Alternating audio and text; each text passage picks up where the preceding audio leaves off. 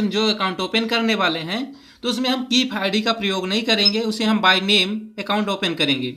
तो हम इसमें देखेंगे अपने डिवाइस में कि हमें कैसे फिल करना होगा बाय नेम के अकॉर्डिंग, और हमारा अकाउंट कैसे ओपन होगा, और यह अकाउंट नंबर कितने दिन में आएगा, और हमारी इसमें प्रोसेस क्या रहेगी, टोटल हम इस पर देखेंगे। दोस्तों इसके पहले मैं और अकाउंट खोला हूँ जो कि हमारे कीप आईडी से थे। कुछ अकाउंट जनरेट हो चुके हैं, कुछ नहीं हुए हैं, तो उन सभी को देखेंगे कि हमारा जो अकाउंट है इस सब आपस में खुल गया कि नहीं खुला है। हम अपने डिवाइस के माध्यम से भी चेक कर सकते हैं। चेक करने के लिए न्यू अकाउंट इंक्वायरी जो है यहाँ पास हम जाके सिलेक्ट करके चेक कर सकते हैं। आगे मैं बताऊंगा कि हम कैसे चेक कर सकते हैं, लेकिन अभी हम देखते हैं कि जो हम अकाउंट ओपन करेंगे तो उसका प्रोसेस क्या है। तो उसके लिए हमें CBS में आके यहाँ पास ओपन न्यू अकाउंट पे हमें क्लिक करना होगा। हमें जिस टाइप का भी अकाउंट ओपन करना है उसे हम सिलेक्ट कर लेंगे। जैसे मैं अभी SB का सेविंग अकाउंट ओपन करना चाहता हूँ और ज्वाइंट है, तो हम यहाँ से इसे सिलेक्ट करेंगे। यहाँ पास पहले ही पूछा जाता है for existing customer please inter keep ID, for new customer please enter the name. यदि पहले से कोई भी कस्टमर है तो उसकी हम कीप आईडी प्रयोग कर सकते हैं। यदि न्यू कस्टमर है तो उसका हम सिर्फ नेम लिख के अकाउंट ओपन कर सकते हैं। हमारा दोनों ऑप्शन इस पर रहता है, लेकिन अभी तक हमने इस पर ओपन नहीं किया है बाय नेम के अकॉर्डिंग। ये पहली बार मैं इसमें ओपन करके ट्राई करना चाहता हूँ कि हमारा अकाउंट कैसे ओपन होगा बाय नेम के अकॉर्डिंग, और हमारा अकाउंट यसो से कितने दिन में आएगा, ये सब कुछ हम देखेंगे। चलिए हमें अभी यहाँ से ओपन कर लेते हैं, ओके करते हैं। और यहाँ पास है कस्टमर की कीप आईडी इंटर करने के लिए।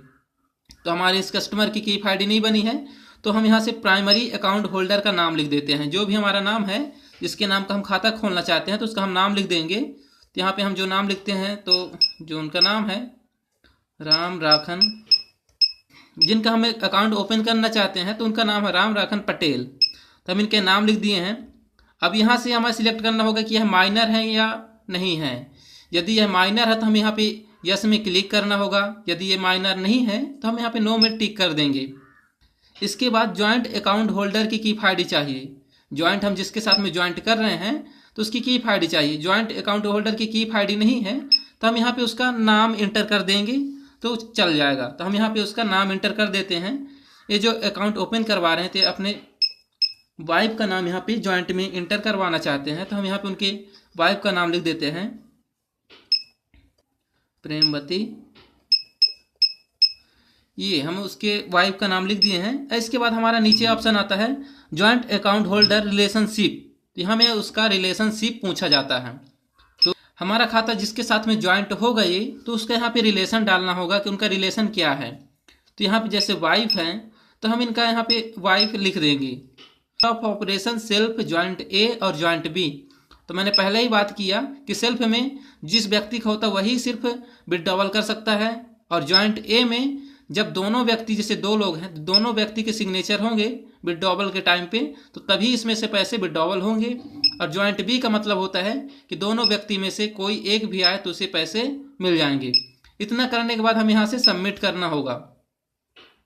Please select mode of operation, हमने यहाँ पे सिलेक्ट नहीं किया तो हमें यहाँ पे सिलेक्ट करना होगा।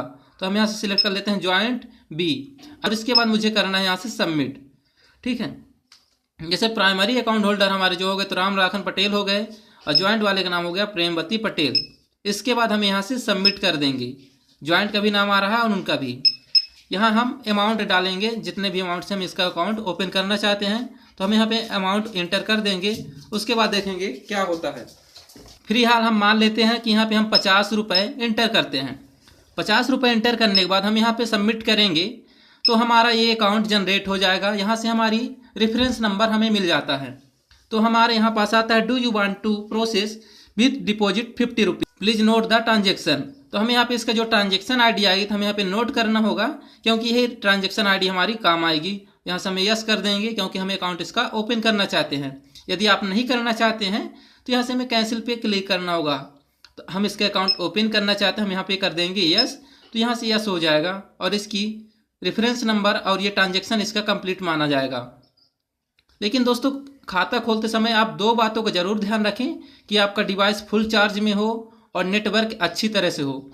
ऐसे में क्या होता है, कभी कभी KYC बराबर अपलोड नहीं हो पाती है।